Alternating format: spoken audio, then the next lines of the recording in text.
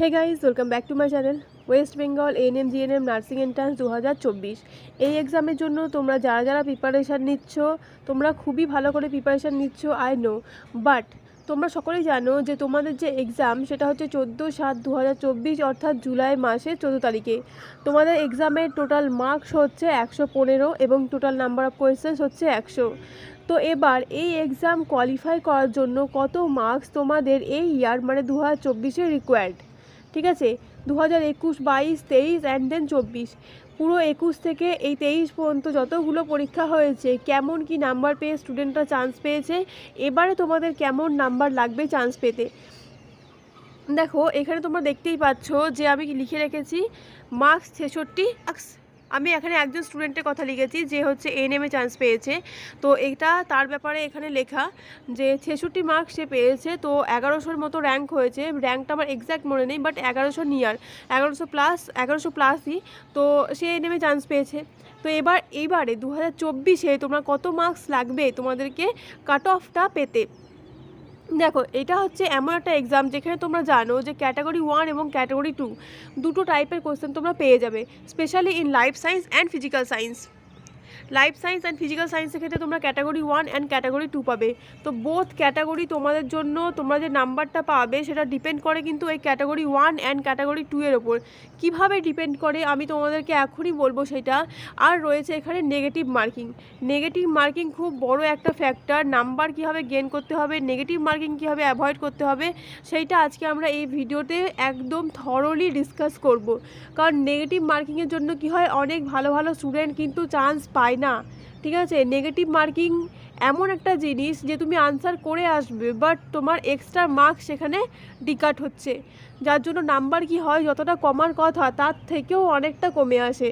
আর যেহেতু ক্যাটাগরি 2 রয়েছে সেখানে তোমরা জানো একের থেকে বেশি অপশান ঠিক হয়, তো সেক্ষেত্রে কি হয় যে পয়েন্ট ফ্র্যাকশান চলে আসে নাম্বারে। তোমরা যখন র্যাঙ্ক কার্ড পাবে এক্সাম দেওয়ার পর তোমরা দেখবে র্যাঙ্ক কার্ডে তোমাদের ফ্র্যাকশনাইজ নাম্বার আছে, মানে ধরো 60.263 এইরকম ফ্র্যাকশান থাকবে নাম্বার তোমাদের, ঠিক আছে? তো এই যে ফ্র্যাকশানে 0.1 বা 0.01 নাম্বারের ডিফারেন্সের জন্য কিন্তু র্যাঙ্কের অনেকটা ডিফারেন্স হয়, ঠিক আছে?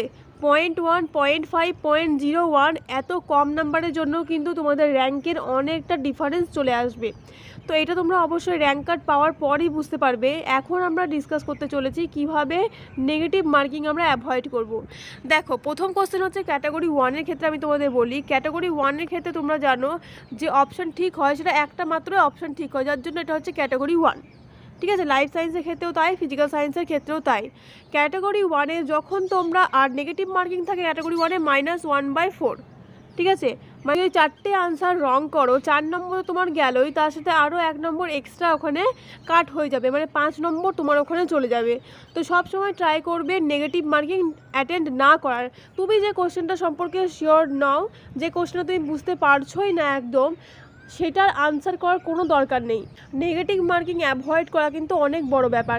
যারা নেগেটিভ মার্কিং অ্যাভয়েড করে, নেগেটিভ মার্কিং যদি তুমি অ্যাভয়েড করতে না পারো তাহলে তোমার মনে হবে তুমি এক্সাম ভালো দিয়ে এসছো, বাট যখন তুমি র্যাঙ্ক কার্ড পাবে র্যাঙ্ক কার্ডে নাম্বার কিন্তু অন্য কথাই বলবে, ঠিক আছে?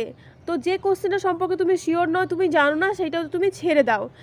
দেখো যদি তুমি সেই আনসারটা অ্যাটেন্ড না করো, সেই কোশ্চেনটা তুমি ওএমআরে অ্যাটেন্ড না করো, তাহলে সেক্ষেত্রে কি হচ্ছে, তোমার 1 নম্বরই ওখানে মিস হচ্ছে। কিন্তু যদি তুমি অ্যাটেন্ড করে দাও তাহলে তোমার 1.25 কিন্তু মিস হয়ে যাবে, ঠিক আছে? 1.25 কিন্তু তোমার মিস হয়ে যাচ্ছে। তো সেই 1.25 নাম্বার কাট হওয়ার থেকে 1 নাম্বার কাট হওয়া কিন্তু অনেক বেটার, ঠিক আছে? তো সব সময় চেষ্টা করবে যে আনসার সম্পর্কে তুমি শিওর নাও সেই আনসারটা ছেড়ে দাও, no problem, but negative marking এর জন্য তুমি ভুল আনসার মার্ক করে এসো না।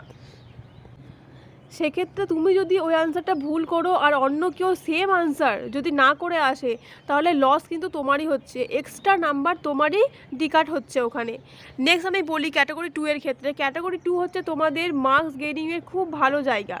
ক্যাটাগরি 2 প্রত্যেকটা কোশ্চেন এখানে 2 নম্বর করে থাকে, এবং এখানে তোমরা জানো অনেক সময় কিন্তু একটা অপশনও ঠিক হয়। এরকম মনে করবে না ক্যাটাগরি 2 মানে সবসময় যে একের বেশি ঠিক হবে, দুটোই ঠিক হতে হবে বা 3টেই ঠিক হতে হবে, এমন কোনো মানে সার্টেন ব্যাপার নেই, ঠিক আছে? অনেক সময় ক্যাটাগরি 2-তেও কিন্তু একটা অপশনও ঠিক হয়।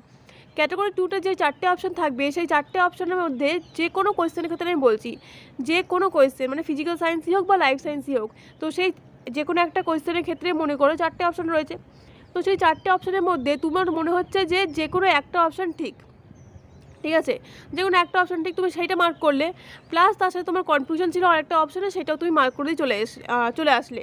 তো সেইখানে এখানে তোমার লসটা কী হচ্ছে, তুমি যদি একটা আনসার ঠিক করতে ওখানে তুমি কিছুটা হলেও কিন্তু মার্কস পেতে, কিছুটা হলেও মার্কস তুমি পেতে, কিন্তু যেহেতু তুমি ভুল অপশানে একটা মার্ক করেছো ওখানে, যার জন্য কি হচ্ছে তোমার পুরো -2 মানে যে নম্বরটা ছিল সেই নাম্বারটা তুমি আর পাবে না। এখানে ক্যাটাগরি 2 এর ক্ষেত্রে নেগেটিভ মার্কিং নেই ঠিকই, কিন্তু ক্যাটাগরি 2 এর ক্ষেত্রে এই যে আনসারটা তোমরা কীভাবে করবে এটা কিন্তু অনেকটা ডিপেন্ড করে, তোমার নাম্বারটা কিন্তু এখানে প্রচুর পরিমাণে ভ্যারি করবে।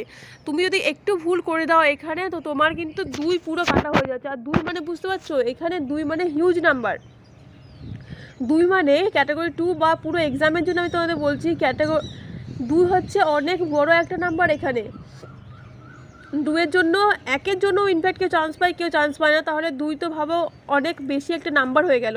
তো ক্যাটাগরি 2তে তোমরা সবসময় চেষ্টা করবে, নেগেটিভ মার্কিং নেই বলে যেগুলো অপশান আমার ঠিক মনে হচ্ছে সব আমি ওখানে মার্ক করে দিয়ে চলে এলাম, এগুলো কিন্তু কখনোই করবে না, ঠিক আছে। যেগুলো তোমার মনে হবে একদম কারেক্ট, ঠিক আছে, 100% তুমি শিওর যে হ্যাঁ এটা হবেই, সেটা একটা অপশানই হোক বা দুটো অপশানই হোক, হতে পারে যে ওই কোশ্চেনের ক্ষেত্রে 3টে অপশান ঠিক হবে, বাট তোমার মনে হচ্ছে যে এ আর বি ঠিক, সঙ্গে সিও ঠিক হবে মনে করো। তো তুমি যদি এ আর বি মার্ক করে আসো তাহলে তুমি সেখানে কিন্তু মার্কস পাবে, ঠিক আছে। তোমার কিন্তু সমস্ত যে 2 মার্কস ছিল সেটা ওখানে কাটা যাবে না, তুমি কিন্তু ওখানে নাম্বার পাবে। কিন্তু এবার যদি তুমি সি এর জায়গায় ডি করে চলে আসতে, তো ডি তো ওখানে ডি হচ্ছে ওখানের জন্য রং অপশান, কিন্তু তুমি যদি ওখানে ডিটাও করে আসো তো তোমার পুরো কিন্তু 2 নম্বরই ওখানে কাটা যাচ্ছে। তো ক্যাটাগরি 2 কিন্তু অনেকটা ডিপেন্ড করে তোমাদের মার্কস পাওয়ার ক্ষেত্রে, ঠিক আছে। এবার বলি তোমাদের মিনিমাম কত মার্কস পেতে হবে।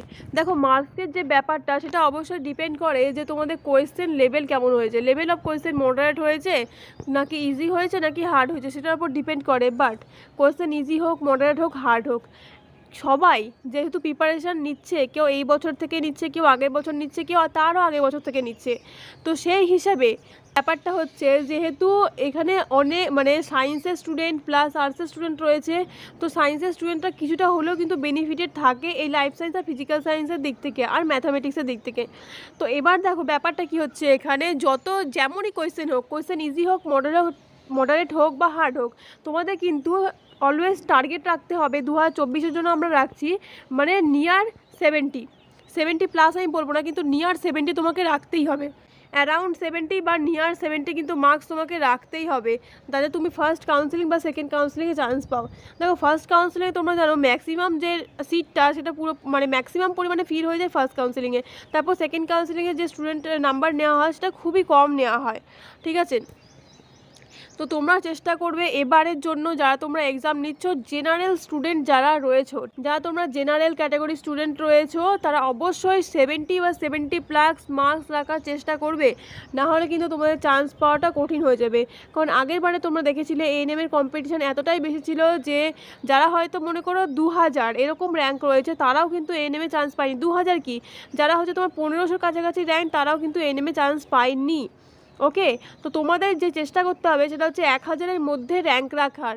1000-এর মধ্যে র্যাঙ্ক রাখলে কি হবে, তুমি যেটাই চাও, তুমি এএনএম চাও বা জিএনএম চাও সেটা ব্যাপার না, কিন্তু তুমি তোমার যে পছন্দের মতো কলেজ সেটাও পাওয়ার জন্য কিন্তু তোমাকে 1000-এর মধ্যে র্যাঙ্ক করতে হবে। নেগেটিভ মার্কিং অলওয়েজ, তোমরা যে কোনো কম্পিটিটিভ এক্সাম দাও না কেন, নেগেটিভ মার্কিং তোমাকে অলওয়েজ অ্যাভয়েডই করতে হয়। নেগেটিভ মার্কিং যত করে আসবে তত তুমি ওখানে তত তোমারই লস হবে। তোমার মনে হচ্ছে 1-এর অপশান সি ঠিক করে দিলে, 2-এর অপশান বি বি মার্ক করলে, 3-এর অপশান ডি ঠিক, দিনে মার্ক করলে, তোমার যেগুলো নিয়ে তুমি শিওর নও সেগুলো তুমি সব মার্ক করে দিতে চলে আসছো। এটা তো এমন এক্সাম নয় যেখানে নেগেটিভ মার্কিং নেই। তো এরকম যদি তুমি সব কটা আনসার মার্ক করে দিয়ে আসো তোমার কনফিউশন থাকা সত্ত্বেও, তাহলে তোমার যে নাম্বার পাওয়ার কথা ছিল সেখান থেকে নাম্বার কিন্তু তোমার অনেকটা কমে আসবে। নাম্বার যত কমবে র্যাঙ্ক তত বাড়বে, আর তোমার পাওয়ার যে চান্স সেটাও কমে আসবে, বুঝতে পারছো। লাইফ সায়েন্স আর ফিজিক্যাল সায়েন্সের ক্ষেত্রে তো এগুলো তোমাদের অবশ্যই মেনটেন করতে হবে, কারণ লাইফ সায়েন্স ফিজিক্যাল সায়েন্স তোমরা জানো যে র্যাঙ্কের যে বিষয়টা সেটা কিন্তু লাইফ সায়েন্স আর ফিজিক্যাল সায়েন্সের উপর অনেকটা ডিপেন্ড করে। কেমনভাবে না, লাইফ সায়েন্সের ক্ষেত্রে যারা যত বেশি মার্কস পাবে বা ফিজিক্যাল সায়েন্সের ক্ষেত্রে যারা যত বেশি মার্কস থাকে এটার উপরেও কিন্তু ডিপেন্ড করে র্যাঙ্কিং কেমন হবে সেটার উপরে। ঠিক আছে, এটা তোমাদের ইনফরমেশন বুলেটিনে দেওয়াই রয়েছে, সেটা তোমরা দেখে নিতে পারো। তো আমি এটাই বলবো, যারা তোমরা প্রথমবার এক্সাম দিচ্ছ বা যারা আগেও এক্সাম দিয়েছো, আগে যারা এক্সাম দিয়েছে 2023-এ বা 2022-এ, অনেকেরই কিন্তু এই প্রবলেমটা হয়েছে যে তারা অনেক হয়তো পরীক্ষা দিয়ে এসে বলছে ভালো পরীক্ষা হয়েছে, বাট যখন র্যাঙ্ক কার্ড পাচ্ছে বা যখন কাউন্সেলিং করালো তখন কিন্তু আর তারা চান্স পেলো না। তার কারণ একটাই, কারণ তারা নেগেটিভ মার্কিং অ্যাটেন্ড করে দিয়ে এসছে। ঠিক আছে, তো নেগেটিভ মার্কিং কিন্তু তোমাদের লাইফ চেঞ্জ করে দিতে পারে। সেই জন্য বলছি, যেগুলো সম্পর্কে তোমরা 100% শিওর হবে যে হ্যাঁ এই অপশানটা হবে, সেগুলো করে আসবে। তোমার কষ্ট হবে যে কনফিউশন আছে, আমি মনে হচ্ছে এটা, তো তুমি করলে না, পরে হয়তো মনে হবে যে অপশানটা ঠিক কিন্তু আমি করলাম না। কিন্তু নেগেটিভ মার্কিং করার থেকে, ঠিক আছে, নেগেটিভ মার্কিং করার থেকে একটা কোয়েশ্চেন ছেড়ে দেওয়া অনেক ভালো। সেটা তোমরা যখন র্যাঙ্ক কার্ড পাবে তখন সেগুলো বুঝতে পারবে। এই জিনিসগুলো অনেকেই জানে না যে কিভাবে মানে মার্কস গেনের কী ট্রিক্স হওয়া উচিত, কীভাবে বেসিক যে স্কিলটা কেমন হওয়া উচিত ওএমআরে ফিল করার সময়। অনেকে কী করে ওএমআর তো তোমরা যখন ওএমআর ফিল করবে তখন খুবই সাবধানভাবে ফিল করবে, কারণ ওএমআর যদি সবার জন্য, সব ক্যান্ডিডেটের জন্য ওএমআর কিন্তু একটাই অ্যালটেড থাকে। তোমার যদি একটা ওএমআরে তুমি কিছু ভুল করে দাও, কোনো একটা নাম্বারে মিসিং করে দাও, রোল নাম্বার লেখার সময় কোনো একটা ডিজিট যদি তুমি ভুল করো, তোমার কিন্তু পুরো এক্সাম ক্যান্সেল। পুরো এক্সাম ক্যান্সেল, ওটা আর কোনোভাবেই ঠিক করা যাবে না, তোমাকে অন্য কোনো ওএমআর দেওয়া হবে না। ওকে, বা তুমি মনে করো যে একটা অপশান যখন তুমি ওএমআর ফিল করছো তখনও অবশ্যই ভালো করে দেখে ঠিক করবে যে 1-এর বি মনে হচ্ছে বি করবে, 2-এর সি মনে হচ্ছে সি করবে। এমন নয় যে তাড়াহুড়োর মধ্যে তাড়াহুড়ো করতে গিয়ে 1-এর ডি করে দিলে, এরম কিন্তু যেন না হয়। ঠিক আছে, 1.5 ঘন্টা সময় তোমাদের থাকবে, সেই সময়টাকে প্রপারলি ইউটিলাইজ করবে এবং তাড়াহুড়ো না করে প্রত্যেকটা অপশান ঠিকভাবে মার্ক করবে।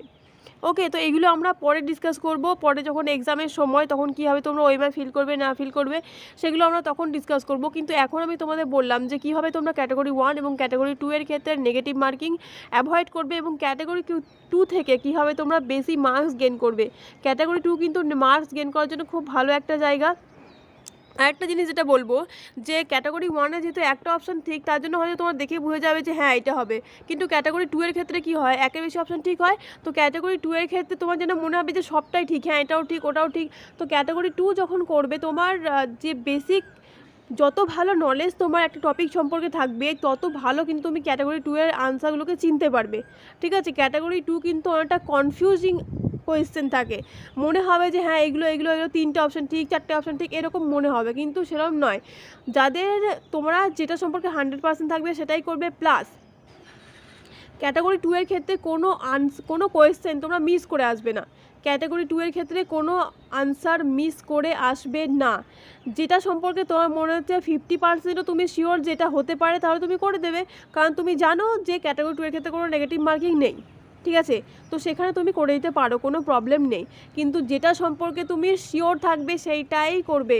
ঠিক আছে, এতদিন ধরে তোমরা প্রিপারেশান নিচ্ছ, কোয়েশ্চেন থেকে তোমাদের একটা না একটা আইডিয়া চলেই আসবে যে হ্যাঁ এই কোয়েশ্চেনটার সাথে এই অপশানটার রিলেটেড মনে হচ্ছে, তাহলে তুমি সেটা করবে। যেহেতু নেগেটিভ মার্কিং নেই, তাই এখানে তোমাদের একটা পয়েন্ট রয়েছে যে এখানে তুমি ক্যাটাগরি 2 এর ক্ষেত্রে সবকটা আনসার করতে পারো। কিন্তু এমন নয় যে ইচ্ছে মতো 2-এর এ বি সি করে দিলাম, 3-এর এ ডি করে দিলাম, এই রকম নয়।